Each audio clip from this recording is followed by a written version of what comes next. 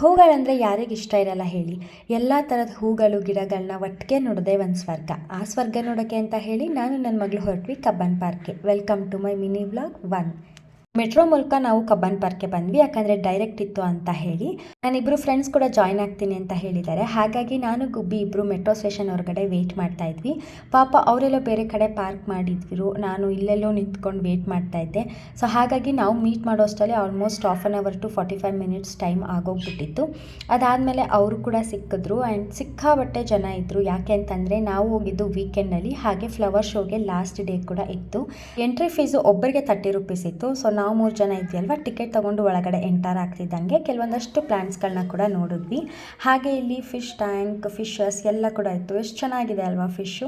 ಈ ಫ್ಲವರ್ ಅಂತೂ ನನಗೆ ಸಿಕ್ಕಾಬಟ್ಟೆ ಇಷ್ಟ ಆಯಿತು.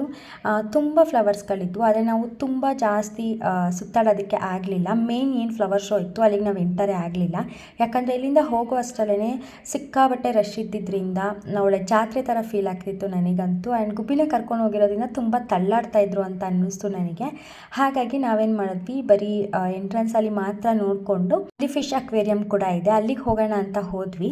ಅಲ್ಲಿ ಎಂಟ್ರಿ ಫೀಸ್ ಜಾಸ್ತಿ ಅನ್ನಿಸ್ತು ನಮ್ಮ 3 ಜನಕ್ಕೆ. ಏನಾದರೂ ತೊಗೊಳೋದಿದ್ರೆ ಹೋಗೋಣ, ಇಲ್ಲಾಂದರೆ ಬೇಡ ಅಂತ ಹೇಳಿಬಿಟ್ಟು ವಾಪಸ್ ನಾವು ಅಲ್ಲೇ ಮಸಾಲೆ ಪುರಿ ತಿಂದ್ಕೊಂಡು ಒಂದು ಸ್ವಲ್ಪ ಹೊತ್ತು ಟೈಮ್ನ ಕಳೆದ್ವಿ.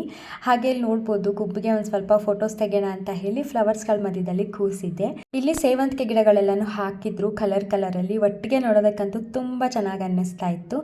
ಒಳಗಡೆ ಹೋಗಿದ್ರೆ ಇನ್ನೂ ಚೆನ್ನಾಗಿರ್ತಿತ್ತು ಅಂತ ಅನಿಸುತ್ತೆ, ಬಟ್ ಗುಬ್ಬಿ ಇದ್ದಿದ್ದರಿಂದ ಒಂದು ಸ್ವಲ್ಪ ಮ್ಯಾನೇಜ್ ಮಾಡೋದು ಕಷ್ಟ ಅಂತ ನಾವು ಹೋಗೋದಕ್ಕೆ ಹೋಗಲಿಲ್ಲ. ಹಾಗೆ ಕೆಲವೊಂದಷ್ಟು ವೀಡಿಯೋಸ್ ಫೋಟೋಸ್ನ ತೊಗೊಂಡು ಒಂದು ಸ್ವಲ್ಪ ಹೊತ್ತು ಟೈಮ್ನ ಸ್ಪೆಂಡ್ ಮಾಡಿ ಮನೆ ಕಡೆ ನಾವು ಕೂಡ ಹೊರಟ್ವಿ. ಫ್ರೆಂಡ್ಸ್ಗಳ ಜೊತೆ ಇದ್ದರೆ ಟೈಮ್ ಹೇಗೆ ಪಾಸ್ ಆಗುತ್ತೆ ಅಂತಲೇ ಗೊತ್ತಾಗಲ್ಲ ಅಲ್ವಾ.